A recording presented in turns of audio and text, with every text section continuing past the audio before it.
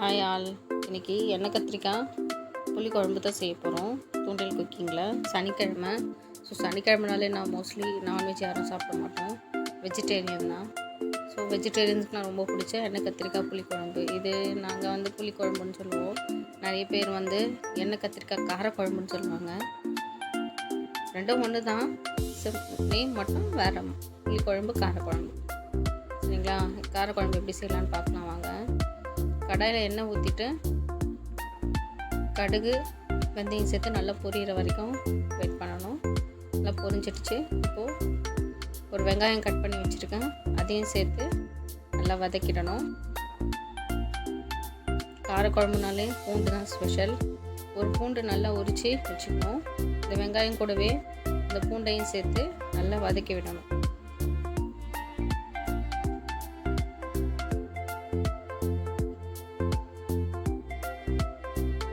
வெங்காயமும் நல்லா வதங்கணும்.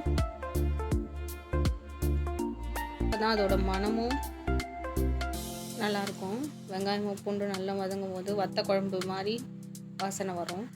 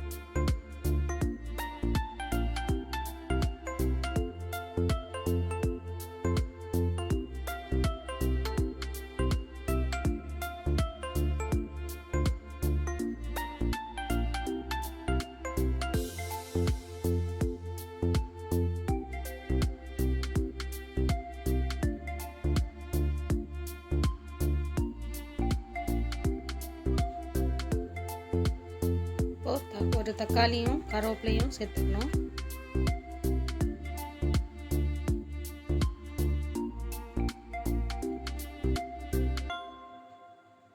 சேர்த்துட்டு நல்லா கிளறி விடணும். தக்காளி வெங்காயம் பூண்டு கருவேப்பிலைலாம் சேர்த்து நல்லா வதங்கணும்.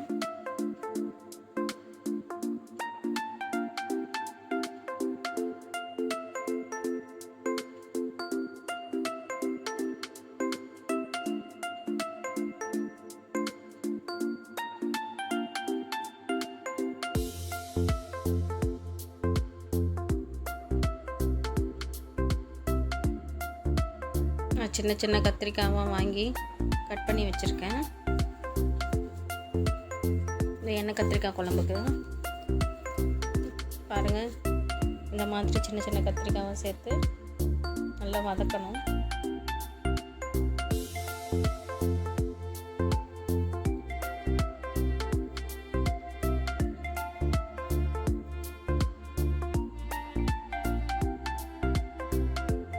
தேவையான உப்பு,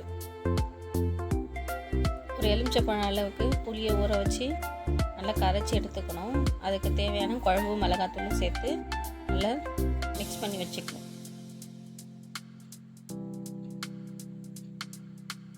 கத்திரிக்காயும் நல்லா வதங்கணும். இப்போ பாருங்கள் வதங்கிடுச்சு. இப்போ நான் புளி மிளகாத்தூள் சேர்த்து மிக்ஸ் பண்ணி வச்சுருக்கேன். அந்த புளி தண்ணியை இதில் சேர்த்துக்கிறேன். இதில் சேர்த்து ஒரு 15 நிமிஷம் போல் நல்லா கொதிக்க விடணும். அப்போ தான் இந்த புளி மிளகாத்தூளோட பச்சை வாசனை எல்லாம் போய் கத்திரிக்காயும் நல்லா வெந்து வரும். பாருங்கள் 15 நிமிஷம் போல் கொதிச்சிடுச்சு. இப்போ அந்த எண்ணெயும் பிரிஞ்சு வர ஆரம்பிச்சிடுச்சு. ஒரு 2லேருந்து 3 நிமிஷம் ஸ்லோவாக வச்சுட்டு